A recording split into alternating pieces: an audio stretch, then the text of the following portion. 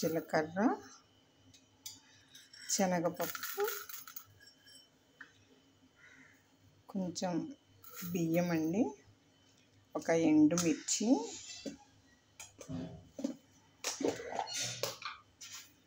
కొంచెం ధనియాలు, ఇవన్నీ నానబెట్టుకోవాలండి.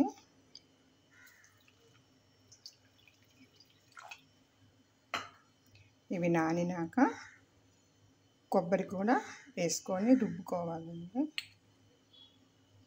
Hello, hi friends, welcome to NK cooking. Today recipe అండి మజ్జిగ పులుసు అండి. దీంట్లోని జీలకర్ర, కొంచెం బియ్యం, శనగపప్పు, ఎండుమిర్చి ఒకటి, ధనియాలు, కొంచెం బియ్యం అండి. అవన్నీ నానబెట్టుకోవాలండి. అవన్నీ నానబెట్టుకున్నాక ఈ కొబ్బరి ముక్కలు ఇవన్నీ వేసి మిక్సీ చేయాలండి, మెత్తగా పేస్ట్ లాగా. ఇగోటండి మజ్జిగ అండి. మజ్జిగ మనకి వేస్ట్ అయిపోతుంది కదా, మిగిలిపోతే పుల్లగా అయిపోతుంది కదండి. ఆ పుల్లని మజ్జిగతోటి మజ్జిగ పులుసు పెట్టుకుందామండి. దాంట్లోని కూరలు కూడా వేసుకోవచ్చండి. బంగాళదుంప, క్యారెట్, టమోటా ఇలాంటివన్నీ వేసుకోవచ్చండి, బాగుంటాయండి వేసుకుంటే అవి. ఇప్పుడు మిక్సీ పట్టుకున్నాక మీకు చూపిస్తానండి. హాయ్ అండి, ఇలా పేస్ట్ చేసుకున్నానండి. ఇప్పుడు ఈ పేస్ట్ ఈ మజ్జిగలోనే వేసుకోవాలండి.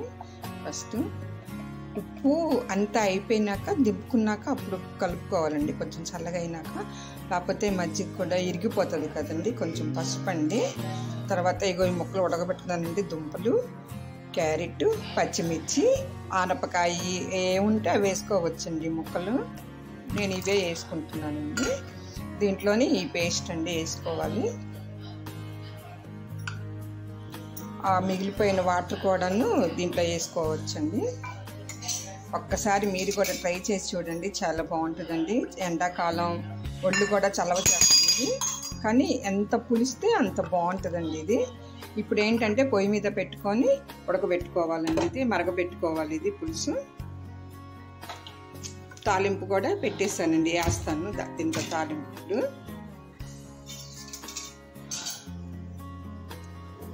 తాలింపుకి మినపప్పు, ఆవాలు, జీలకర్ర, కరివేపాకు, కొంచెం ఇంగువ అండి.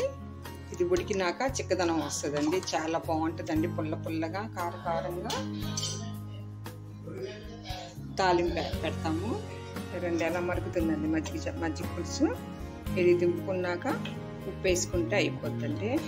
మీకు దాంట్లో శనగపప్పు, బియ్యము మీరు చేసుకున్న మజ్జిగ పెట్టి ఎంతైనా వేసుకోవచ్చండి. చిక్కగా కావాలంటే కొంచెం ఎక్కువ వేసుకోవచ్చండి, లేదా కొంచెం పల్చగా కావాలంటే కొంచెం వేసుకోవచ్చండి. అది బియ్యమును శనగపప్పు సూపర్గా ఉంటుందండి.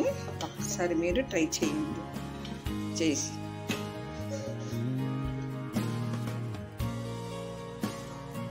ఇది ఉడికినాక కాసేపు చల్లగా అయినాక దాంట్లో సాల్ట్ వేసుకోవాలండి.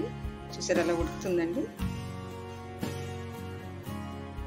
రెడీ అండి, మజ్జిగ పులుసు అయిపోయింది. నేను ఈ ముక్కలన్నీ కుక్కర్లో పెట్టేశానండి. కుక్కర్లో పెడితేనే మెత్తగా ఉడుకుతాయి కదండి ముక్కలన్నీ.